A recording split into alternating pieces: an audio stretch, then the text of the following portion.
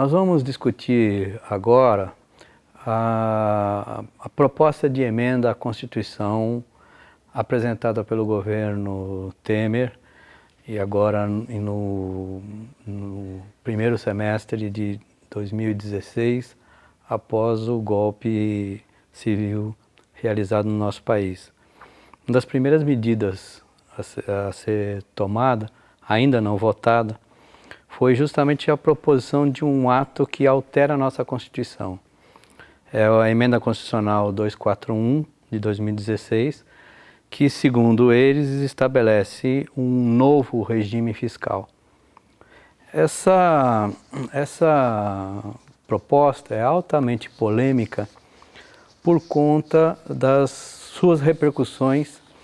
em todas as despesas diretas do Estado brasileiro, em especial com relação às despesas realizadas pelas políticas sociais, em particular a educação e a saúde, mas também atinge a questão da assistência social, a questão da segurança e outras despesas diretas que o Estado brasileiro pratica. Nesse momento a gente vive uma grande crise econômica no país e a saída apresentada foi estabelecer cortes significativos, né, nesse tipo de despesas e apontar para que o mercado financeiro nacional e internacional tenha uma espécie de garantia de que essas medidas foram tomadas e serão realizadas num prazo bastante longo. É isso que propõe essa emenda com a duração de 20 anos, na verdade 20 exercícios financeiros, que no caso do Brasil corresponde a 20 anos. Essa proposta, ela limita os gastos, as despesas com os diversos setores, em particular com educação e saúde,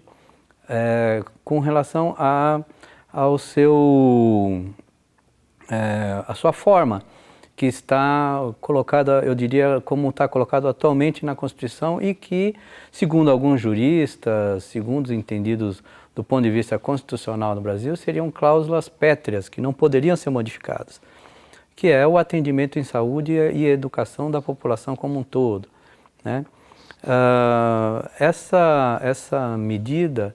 ela atinge a educação e a saúde por conta de uma certa maneira, inverter aquilo que está colocado na Constituição.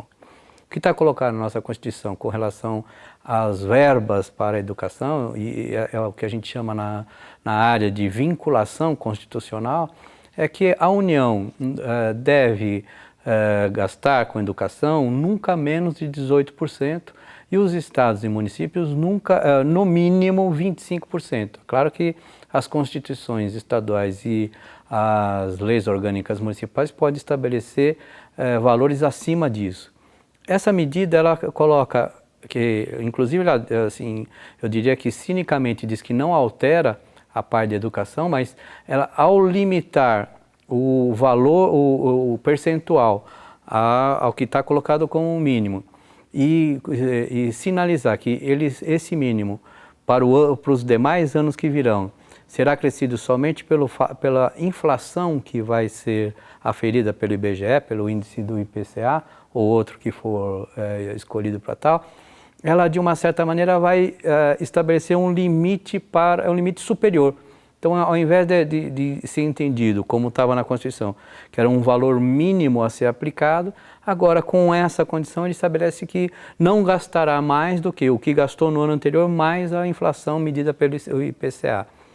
Ora, nós temos no Brasil, inclusive previsto num Plano Nacional de Educação, a tentativa de superação de inúmeros déficits, da creche até a pós-graduação. Então, temos necessidade de construção de equipamentos, ampliação de tempo de permanência das crianças na escola e jovens,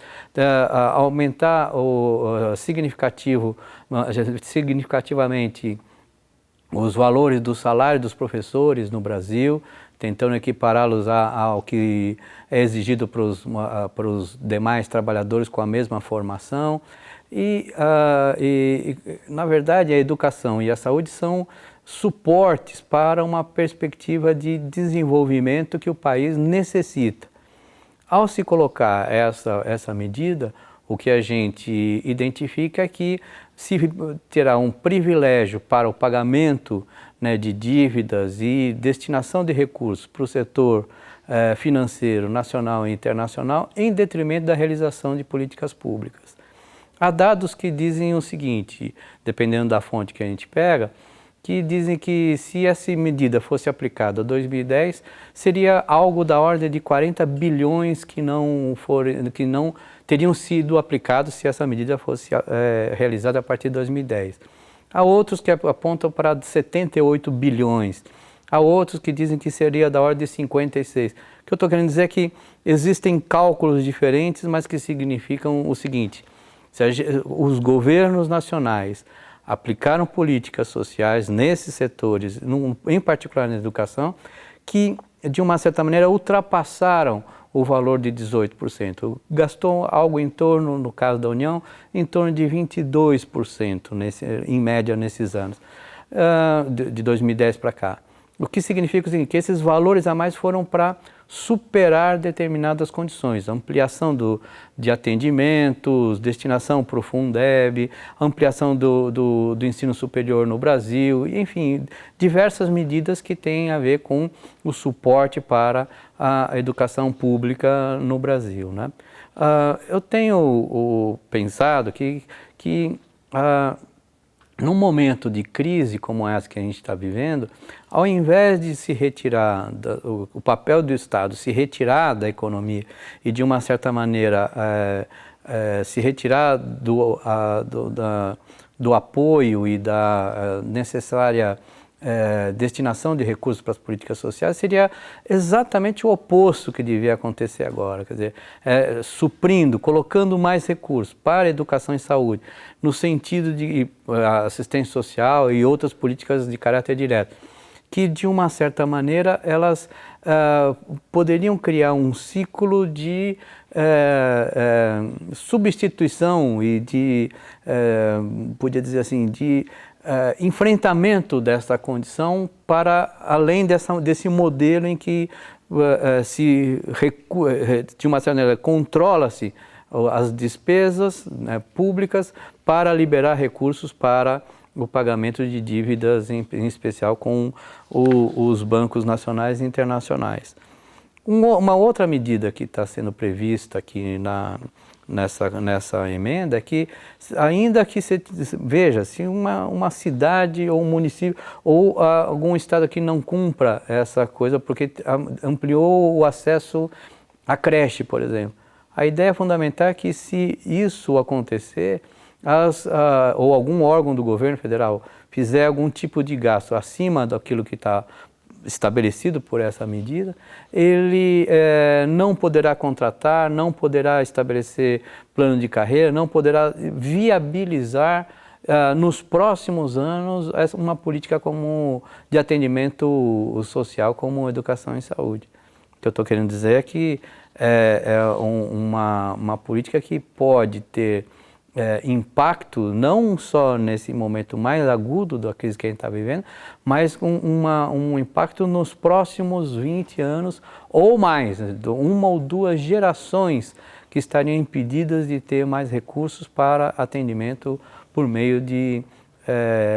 financiamento público para educação pública e saúde pública no Brasil. Existe um estudo de assessores da parte de orçamento da Câmara Federal e que mostra um gráfico em que esse tipo de procedimento tivesse sido adotado anteriormente, os recursos da educação seriam significativamente diminuídos. A curva em vermelho significa aquilo que foi efetivamente executado pelo governo federal. A curva verde significa quanto que seria a aplicação do valor mínimo. E a curva azul expressa aquilo que deveria ser a representação da regra Temer-Meirelles. se ela tivesse sido aplicada a partir de 2007. Então isso demonstra que se essa regra tivesse sido aplicada lá para trás, essas diferenças entre os valores em vermelho e os valores dos azuis significa o quanto que deixou de ser aplicado em educação pelo governo federal. Finalmente, eu acho que de se lembrar que a gente tem em vigor uma lei, que é a do Plano Nacional de Educação, que deve vigir até 2024. Nessa legislação existem uma série de necessidades em todas as níveis e etapas da educação nacional que devem ser superados, da creche à pós-graduação. Para isso precisa-se de recursos. Para se ter uma educação de qualidade, precisa-se de ter recursos. Nesse projeto, sancionado pela presidenta Dilma, há a previsão de gasto, ao final de 2024, de até 10% do PIB. O equivalente a 10% do PIB em educação. O que eu quero dizer é que uma proposta como essa, ela limitará e não viabilizará um plano como esse, que foi discutido, que foi votado e que foi sancionado pela presidenta numa condição de tentar reverter aquelas políticas que não colocaram a educação como uma prioridade na agenda nacional.